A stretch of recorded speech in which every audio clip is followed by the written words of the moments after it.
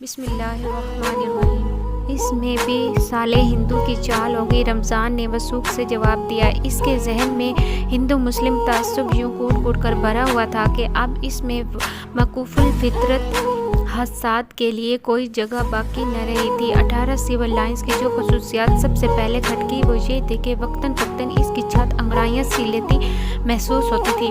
رات اور دن میں کئی بار چھت کٹاک کٹاک بجتی تھی، جیسے لوہے کی گرم چادر ٹھنڈی ہو کر چٹکتی ہے۔ ایک رات 11 بجے کے قریب میں بجلی بجھا کر بستر پر لیٹا تو دروازے پر دستک ہوئی۔ میں نے سوچا کہ شاید رمضانی کوئی چیز بھول گیا ہے، لینے آیا ہے، لیکن دروازہ کھولا تو برآمدہ خالی تھا۔ البتہ ہوا کا ایک گرم سا جھونکا میرے چہرے سے ضرور لگا۔ فروری کی وہ رات خوب ٹھنڈی تھی، لیکن برآمدے میں یوں محسوس ہوتا تھا کہ جیسے کہیں پاس ہی الاؤ جل رہا ہے۔ اس رات کے بعد یہ دستک ایک معمول بن گئی۔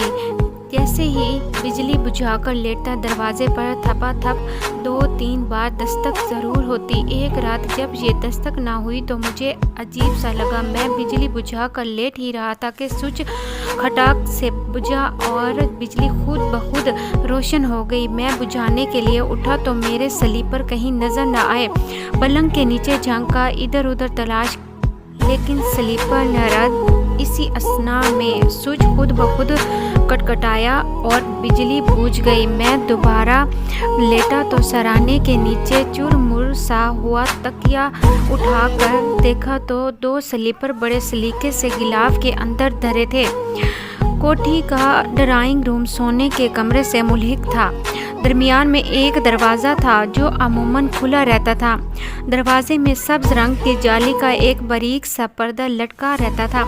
یکایک دروازے کا پردہ ہلا اور ڈرائنگ روم میں سرسراہٹ سی محسوس ہوئی، جیسے ریشم کا تھان کھل رہا ہو۔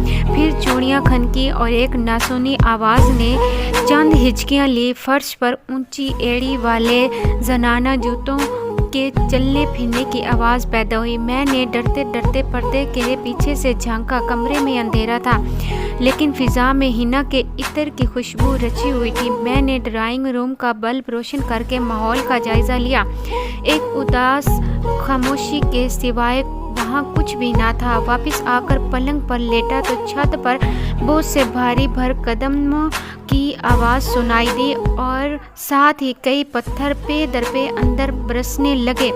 پھر پتھر میرے دائیں بائیں آگے پیچھے زور زور سے گرتے تھے، لیکن مجھے لگتے نہ تھے۔ دروازہ، کھڑکی اور روشن دان بند تھے، لیکن پتھروں کا مینا بدستور برس رہا تھا۔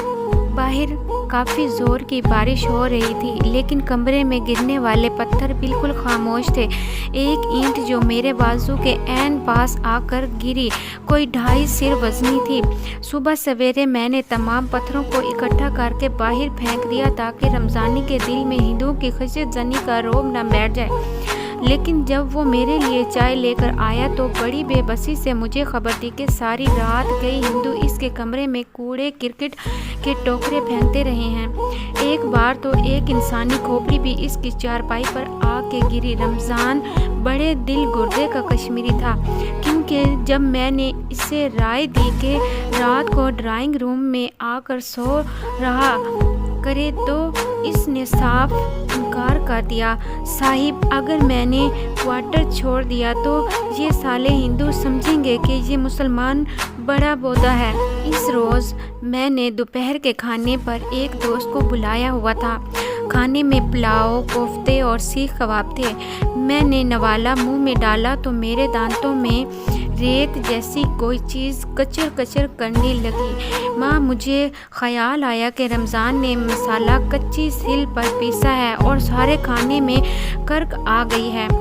جس چیز کا نوالا منہ میں ڈالتا تھا اس میں کنکریاں سی کڑکڑانے لگتی ہیں، لیکن میرا دوست بڑے مزے سے ہر چیز نوش جاں فرما رہا تھا اور اس نے ایک بار بھی ریت یا کنکریوں کی شکایت نہ کی۔ کھانے کے بعد میں نے ایک پان لیا۔ منہ میں ڈالتے ہی میرے دانت پوری طرح جھنجھنائے، کیونکہ پان میں سپاریوں کی جگہ چھوٹی چھوٹی کنکریاں بھری ہوئی تھیں۔ سنترے کی پھانک میں بھی ریت کے ذرے تھے۔ سیب کا ٹکڑا پکے روڑے کی طرح کھٹکتا تھا، یہاں تک کہ جب میں نے ایک کیلا چھیل کر کھانے کی کوشش کی تو اس میں بھی کچر کچر کرتی ہوئی مٹی کی آمیزش